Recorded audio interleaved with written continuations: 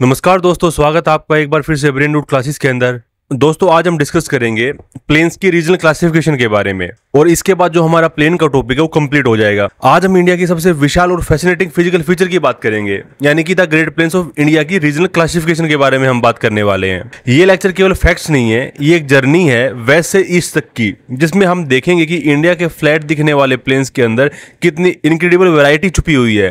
कहीं पे रेगिस्तान की रेत, कहीं पे पंजाब के फर्टाइल दोआब्स, कहीं पे गंगा के फ्लड प्लेन्स और कहीं पे आपको आसाम की हरियाली देखने को मिलेगी। दोस्तों जब हम ग्रेट प्लेन्स कहते हैं तो ऐसा लगता है कि ये एक समान फ्लैट लैंड है, लेकिन ज्योग्राफर्स ने पाया ये जो प्लेन है एक जैसे नहीं होते। हर हिस्से की अपनी अलग landform, soil, rainfall, flood pattern और एक एग्रीकल्चर पोटेंशियल है। इमेजिन कीजिए अगर हम पूरे नॉर्थ इंडियन प्लेन्स को एक ही कैटेगरी में डाल दे तो हम लोकल डिफरेंसेस को समझ नहीं पाएंगे। कहीं पर सैंड ड्यून्स हैं, कहीं पर पत्थर वाले फ्लड प्लेन्स हैं जिनके अंदर छोटे मोटे कंकड़ पत्थर मिलते हैं, कहीं पे फर्टाइल खादर सोइल है तो कहीं पे आपको एसिडिक डेल्टिक क्ले देखने को मिलेगी। इसलिए ज्योग्राफर्स ने प्लेन को 3 लेवल सिस्टम में क्लासिफाई किया ताकि हम हर एरिया को उसके नेचुरल कैरेक्टर के हिसाब से समझ सकें। यानी कि ये जो रीजनल क्लासिफिकेशन की गई है प्लेन्स की, ये 3 लेवल पर की गई है। और ये जो 3 लेवल हैं ये है meso level region, first order region और सेकंड ऑर्डर रीजन। इन 3 लेवल के अंदर अलग अलग प्लेन्स की क्लासिफिकेशन की गई है। अगर बात करें मेसो लेवल रीजन की, ये सबसे बड़ा यूनिट होता है, लगभग स्टेट जितना बड़ा होता है या किसी एक लार्ज ज्योग्राफिकल एरिया के अंदर ये फैला होता है। मेसो लेवल रीजन के प्लेन्स के एग्जांपल मैं आपको देना चाहूंगा, जैसे कि Rajasthan plain, Punjab plain, upper Ganga plain, middle Ganga plain, lower Ganga plain और असम वैली। ये जो है मेसो लेवल क्लासिफिकेशन के अंदर आते हैं। अगर बात करें फर्स्ट ऑर्डर रीजन की, ये जो है मेसो लेवल रीजन के अंदर आने वाले बड़े नेचुरल डिवीजन होते हैं, यानी कि जो मेसो लेवल है उसको फर्दर अलग अलग रीजन के अंदर डिवाइड कर दिया गया है। जैसे कि राजस्थान प्लेन के अंदर मरुस्थली और बागड़ और पंजाब प्लेन के अंदर नॉर्थ और सदर्न डिवीजन। तो इस तरीके से जो मेसो लेवल होता है उसको फर्दर डिवाइड कर दिया जाता है फर्स्ट ऑर्डर रीजन के अंदर। अगर बात करें सेकंड ऑर्डर रीजन के बारे में, ये सबसे डिटेल्ड लेवल होता है जहां पे हम छोटे छोटे नेचुरल सब रीजन को पहचानते हैं जिनकी अपनी एक यूनिक सोइल, ड्रेनेज पैटर्न और टोपोग्राफी होती है। इस क्लासिफिकेशन के अंदर हमें प्लेन्स के अंदर छिपी हुई फिजिकल डाइवर्सिटी और फंक्शनल इंपॉर्टेंस दोनों समझ में आती हैं। तो दोस्तों अब हम वेस्ट से लेके ईस्ट की तरफ एक विजुअल जर्नी शुरू करेंगे, यानी कि राजस्थान से लेकर असम तक हम प्लेन्स को समझेंगे। हर रीजन को आप एक मैप की तरह इमेजिन करके चलिए। सबसे पहले समझते हैं राजस्थान प्लेन्स को। ये जो है ग्रेट प्लेन्स का सबसे वेस्ट वाला हिस्सा है और इंडिया का सबसे ड्राई सेक्टर भी है। यहाँ का जो क्लाइमेट है वो एरिड है, रेनफॉल काफी कम होती है और लैंडस्केप मोस्टली सैंडी ड्यून्स और रॉकी आउटक्रॉप से भरा हुआ है। ये जो राजस्थान प्लेन है ये एक मेसो लेवल हुआ। अगर इसके फर्स्ट ऑर्डर रीजन को देखें तो इसके अंदर आते हैं मरुस्थली और राजस्थान बागड़। तो मरुस्थली के अंदर जो थार डेजर्ट है वो इसका हार्टलैंड है जहां पे सैंड ड्यून्स डोमिनेट करते हैं। इस एरिया में आपको वेजिटेशन काफी कम देखने को मिलेगी और जो रेनफॉल है वो एनुअली 150 mm से भी कम होती है। अगर बात करें राजस्थान बागड़ की, ये जो एक सेमी एरिड जोन के अंदर आता है जहां पे रॉकी सरफेस और स्कैटर्ड ड्यून्स आपको देखने को मिलेंगे। इस एरिया में कुछ सीजनल रिवर्स भी बहती हैं जैसे कि Luni river. First order region के बाद बात करते हैं सेकंड ऑर्डर रीजन की। फर्स्ट ऑर्डर रीजन को फर्दर डिवाइड कर दिया जाता है छोटे छोटे रीजन्स के अंदर, मतलब कि इस रीजन के अंदर जो डिटेल है वो और भी ज्यादा बढ़ जाती है। फर्स्ट ऑर्डर रीजन के अंदर तो हमने केवल मरुस्थली देखा था, लेकिन सेकंड ऑर्डर रीजन की बात करें तो ये जो मरुस्थल है इसको फर्दर डिवाइड कर दिया जाता है, जैसे कि जैसलमेर मरुस्थल, बाड़मेर मरुस्थल, बीकानेर चूरू मरुस्थल। ये जो फर्दर डिवाइडेड बेल्ट है ये एक्सट्रीमली एरिड बेल्ट्स हैं। अगर बात करें घाघर प्लेन्स की, ये भी सेकंड ऑर्डर रीजन के अंदर आता है। घाघर प्लेन्स हैं, ये ड्राई रिवर कोर्स का हिस्सा है। इस एरिया से एक समय पे जो है सरस्वती रिवर बहती थी, यानी कि जो घाघर प्लेन्स हैं वो एंशिएंट सरस्वती रिवर सिस्टम का हिस्सा थे। अगर बात करें शेखावटी रीजन और नागौर रीजन की, जहां पे ड्यून्स और इंटर ड्यून्स प्लेन एग्रीकल्चर के लिए अडेप्ट किए गए हैं। अगर बात करें लूनी बेसिन की, ये भी जो सेकंड ऑर्डर रीजन के अंदर आता है। लूनी बेसिन जो है इंडिया का एक यूनिक एंडोरिक ड्रेनेज सिस्टम है, यानी ऐसी रिवर जो सी में नहीं गिरती बल्कि डेजर्ट में ही एवापोरेट कर जाती है। तो दोस्तों आपको ये चीज याद रखनी है कि जो लूनी बेसिन है वो एंडोरिक ड्रेनेज सिस्टम बनाती है। ये समुद्र में नहीं मिलती बल्कि लैंड के ऊपर ही खत्म हो जाती है, वहीं पे एवापोरेट कर जाती है, इसका पानी खत्म हो जाता है। दोस्तों आपको एक बात और ध्यान रखनी है, राजस्थान प्लेन्स के अंदर ग्राउंड वाटर सैलिनिटी और विंड इरोजन जो है काफी बड़ी समस्या है, लेकिन कैनाल इरिगेशन की मदद से यहाँ पे एग्रीकल्चर बदल चुकी है। जैसे कि इंदिरा गांधी कैनाल वो यहाँ से गुजरती है, लेकिन वो भी पूरे राजस्थान को कवर नहीं कर पाती। राजस्थान प्लेन के बाद बात करते हैं दूसरे मेसो लेवल रीजन की, जो कि है पंजाब प्लेन्स। पंजाब प्लेन्स को लैंड ऑफ दोआब्स कहा जाता है। दो नदियों के बीच का जो हिस्सा होता है उसको दोआब बोला जाता है। जब हम थोड़ा ईस्ट की तरफ बढ़ते हैं तो पंजाब प्लेन आते हैं। ये रीजन इंडस रिवर सिस्टम का हिस्सा है जो हिमालय से निकलने वाली कई रिवर से बना है। अगर हम पंजाब प्लेन को फर्स्ट ऑर्डर रीजन के अंदर डिवाइड करें तो इसके दो पार्ट हैं, पंजाब प्लेन नॉर्थ और Punjab plain south. Punjab plain north के अंदर जो है फर्टाइल दोआब मिलते हैं, यानी कि दो नदियों के जो बीच की जमीन होती है वो यहाँ पे आपको देखने को मिलेगी। और ये जो दोआब होते हैं काफी फर्टाइल होते हैं, अच्छी खासी एग्रीकल्चर आपको यहाँ पे देखने को मिलेगी। अगर बात करें पंजाब प्लेन साउथ के बारे में, ये जो सर्दर्न एरिया है थोड़ा ड्राई एरिया होता है। ड्राई एरिया होने की वजह से यहाँ पे जो एग्रीकल्चर है वो इरिगेशन के ऊपर ज्यादा डिपेंडेंट होती है। अगर पंजाब प्लेन को हम फर्दर क्लासिफाई करते हैं सेकंड ऑर्डर रीजन के अंदर, तो इसके अंदर हम देखते हैं अपर बारी दोआब, जुलंधर प्लेन, पंजाब मालवा, अंबाला प्लेन और होशियार चंडीगढ़ प्लेन। अगर बात करें अपर बारी दोआब की, तो ये जो एरिया है ब्यास और रावी नदी के बीच का सबसे बड़ा उपजाऊ इलाका है। अगर बात करें जुलंधर प्लेन्स की, ये जो एरिया है इंटेंसली कल्टीवेटेड एरिया है, यहाँ पे डेंस सेटलमेंट आपको देखने को मिलेगी। मतलब ये वाला जो रीजन है यहाँ पे आपको ह्यूमन सेटलमेंट, उसके अलावा जो एग्रीकल्चर एक्टिविटी है वो बहुत ज्यादा आपको देखने को मिलेगी। अगर बात करें पंजाब के मालवा प्लेन्स की, तो ये जो एरिया है कॉटन और व्हीट एग्रीकल्चर के लिए काफी फेमस है। अगर बात करें अंबाला प्लेन और होशियारपुर चंडीगढ़ प्लेन के बारे में, इस एरिया के अंदर आपको फुट हिल अलुवियम फर्टाइल बेल्ट देखने को मिलेगी, क्योंकि ये जो प्लेन है इनकी लोकेशन आपको हिमालय के फुट हिल में देखने को मिलेगी। तो दोस्तों पंजाब प्लेन की ज्योग्राफी एग्रीकल्चर से सीधी जुड़ी हुई है। यहाँ का दोआब पैटर्न इरिगेशन प्लानिंग का आधार है और हर दोआब का ग्राउंड वाटर पोटेंशियल अलग है और इसी कारण ग्रीन रिवॉल्यूशन यहाँ सबसे पहले सफल हुआ।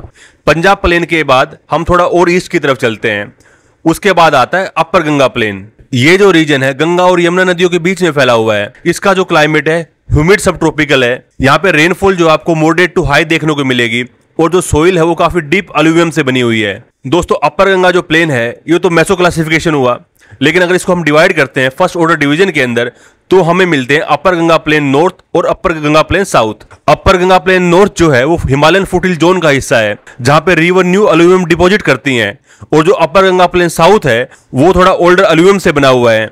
इस एरिया में आपको फर्टाइल खादर और जो बांगर सोइल है वो अल्टरनेट दिखेंगी। अगर इस एरिया को हम फर्दर डिवाइड करते हैं तो हमें मिलते हैं सेकंड ऑर्डर रीजन्स, और सेकंड ऑर्डर रीजन के अंदर हम डिस्कस करेंगे trans Yamuna plain, upper Ganga Yamuna doab, Rohilkhand plain, Awadh plain, Kurukshetra plain और वेस्टर्न सर्दर्न हरियाणा बेल्ट्स।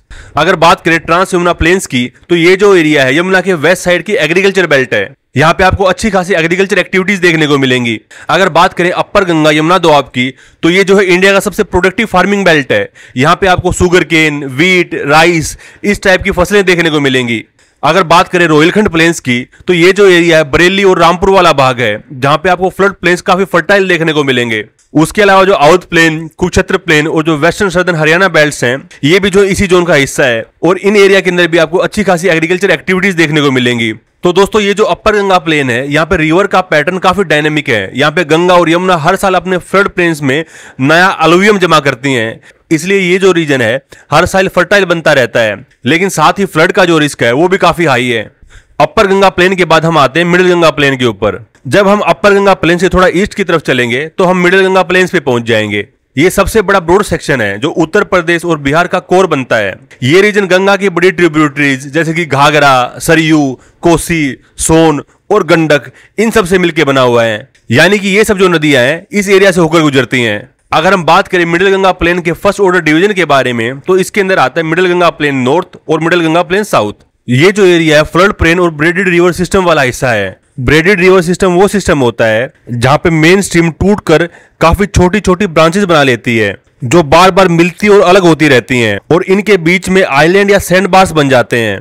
तो दोस्तों ब्रेडेड सिस्टम मतलब कि एक ऐसा नदी सिस्टम जिसमें रिवर कई छोटी छोटी धाराओं में बढ़ जाती हैं, बिल्कुल ह्यूमन बाल के चोटी की तरह, एक इंटरवोवन पैटर्न के अंदर। असम के अंदर जो ब्रह्मपुत्रा रिवर सिस्टम है वो इसका एक अच्छा खासा एग्जांपल है।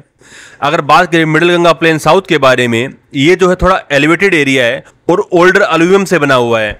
अगर मिडिल गंगा प्लेन को फर्दर डिवाइड करें सेकंड ऑर्डर रीजन के अंदर, तो ये जो है Ganga Ghaghara doab, Saryu Rapti plain, Mithila plain, Kosi plain, Son Ganga divide, मच्छी गंगा ट्रैक्ट और तीस्ता फ्लड प्लेन्स, इनके अंदर फर्दर डिवाइडेड होता है। दोस्तों कोसी प्लेन जो है ये इंडिया की सबसे बड़ी फ्लड प्रोन बेल्ट है। यहाँ पे जो रिवर है वो अपना रास्ता बदल देती है, इसलिए यहाँ पे जो फ्लड की इंटेंसिटी है वो काफी हाई होती है। यहाँ पे बार बार फ्लड आते हैं। ये जो मिडिल गंगा प्लेन है, यहाँ की भी प्लेन काफी फर्टाइल है, लेकिन फ्लड कंट्रोल और एम्बैंकमेंट मैनेजमेंट कॉन्स्टेंट चैलेंज लेके आते हैं। कोसी रिवर को सोर ऑफ बिहार भी कहा जाता है, और इसको सोर ऑफ बिहार इसलिए कहा जाता है क्योंकि हर साल अपना चैनल बदल लेती है, और इसी वजह से यहाँ की जो विलेजेस है और जो एग्रीकल्चर एक्टिविटीज हैं वो काफी प्रभावित होती हैं। इसलिए मिडिल गंगा प्लेन जो है वो डेवलपमेंट और डिजास्टर मैनेजमेंट दोनों के पर्सपेक्टिव से काफी क्रूशियल है। मिडिल गंगा प्लेन के बाद जब हम थोड़ा और ईस्ट में चलते हैं, हम बंगाल रीजन के अंदर पहुंच जाते हैं, और यहाँ पे आता है लोअर गंगा प्लेन।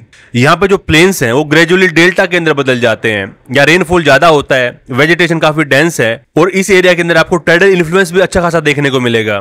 अगर हम लोअर गंगा प्लेन को डिवाइड करते हैं फर्स्ट ऑर्डर डिवीजन के अंदर, तो north Bengal plain, delta proper, Rarh plain, ये इसके फर्स्ट ऑर्डर डिवीजन है। अगर बात करें सेकंड ऑर्डर डिवीजन के बारे में, तो इसके अंदर Duars, Barind tract, moribund delta, active delta और सुंदरबंस, उसके अलावा मैच्योर डेल्टा और बीरभूम, बुर्दवान, मिदानपुर, हुगली, हावड़ा, यहाँ के जो ओल्डर अलुवियम जोन्स हैं वो मैच्योर डेल्टा के पार्ट हैं। उसके अलावा मयूराक्षी प्लेन और बंकुरा अपलैंड जो हैं, ये जो है लेटेराइटिक अपलैंड प्लेन्स हैं, यानी कि ये जो है थोड़े एलिवेटेड प्लेन्स हैं।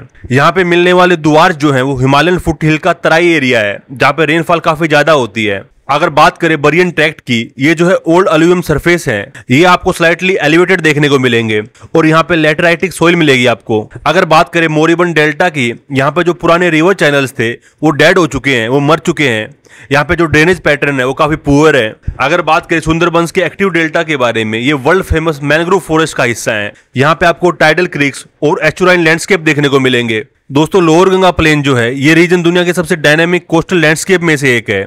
यहाँ पे इरोजन, डिपोजिशन और टाइडल फ्लडिंग साथ साथ चलते हैं, और यही जो है सुंदरबंस को एक यूनिक इकोलॉजिकल हेरिटेज बनाता है। दोस्तों, लोअर गंगा प्लेन के बाद अब हम चलते हैं अपने प्लेन्स के लास्ट हिस्से पर, यानी कि असम वैली पर। असम वैली जो है ये काफी ग्रीन, ह्यूमिड और डायनेमिक फ्लड प्लेन्स है। यहाँ पे रेनफॉल जो है काफी हैवी होती है। ब्रह्मपुत्र रिवर सिस्टम जो है वो पूरी वैली को शेप देता है। अगर हम असम वैली को डिवाइड करते हैं फर्स्ट ऑर्डर रीजन के अंदर, तो इसके अंदर आता है अपर असम वैली और लोअर असम वैली। अगर हम इसको फर्दर डिवाइड करते हैं सेकंड ऑर्डर रीजन के अंदर, तो यहाँ पे हर वैली जो है फर्दर नॉर्थ साउथ के अंदर डिवाइड होती है, यानी कि अपर असम वैली नॉर्थ और अपर असम वैली साउथ, और ऐसे ही लोअर असम वैली नॉर्थ और लोअर असम वैली साउथ। यहाँ पे भी आपको ब्रेडेड रिवर सिस्टम देखने को मिलेगा, और ब्रेडेड रिवर सिस्टम की वजह से यहाँ पे आपको शिफ्टिंग सैंडबार्स देखने को मिलेंगे। यहाँ पे जो एनुअल फ्लड है वो काफी आम बात है, लेकिन ये जो फ्लड है वो काफी फर्टाइल सोइल भी लेके आते हैं, और इसी वजह से असम वैली जो है वो अपनी टी, राइस और जूट कल्टीवेशन के लिए फेमस है। ये जो असम वैली है, ये रीजन फ्लूवियल डायनेमिज्म का बेस्ट एग्जांपल है। फ्लूवियल डायनेमिज्म से अपना मतलब है, इसके अंदर जो फ्लूवियल है उसका मतलब होता है रिवर से रिलेटेड, और जो डायनेमिज्म है इसका मतलब हुआ चेंज या एक्टिविटी। तो फ्लूवियल डायनेमिज्म का मतलब हुआ नदियों के सिस्टम का लगातार बदलते रहना, उनका flow pattern, channel shape, course, speed, sediment deposit, erosion, इन सब के अंदर जो नेचुरल चेंज होते हैं उन्हीं को फ्लूवियल डायनेमिज्म कहा जाता है। तो इस रीजन के अंदर आपको फ्लूवियल डायनेमिज्म देखने को मिलेगी। लैंडफॉर्म जो हर साल बदलते रहते हैं, फिर भी यहाँ का जो इकोसिस्टम है वो बैलेंस में रहता है। तो दोस्तों, यहाँ पे हमारा जो रीजनल क्लासिफिकेशन था वो भी कंप्लीट होता है, और साथ ही जो प्लेन का टॉपिक था वो भी कंप्लीट होता है। नेक्स्ट लेक्चर के अंदर हम डिस्कस करेंगे लेक्स के बारे में, और लेक्स को भी काफी डिटेल में हम स्टडी करने वाले हैं। अगर आपको ये टॉपिक अच्छा लगा हो तो कमेंट करके जरूर बताएं, अपने दोस्तों के साथ शेयर करें, और बेल आइकन को दबाना बिल्कुल ना भूलें, ताकि हर नई लेक्चर की नोटिफिकेशन आपको टाइम पर मिलती रहे। मिलते हैं अगले वीडियो में, तब तक के लिए धन्यवाद।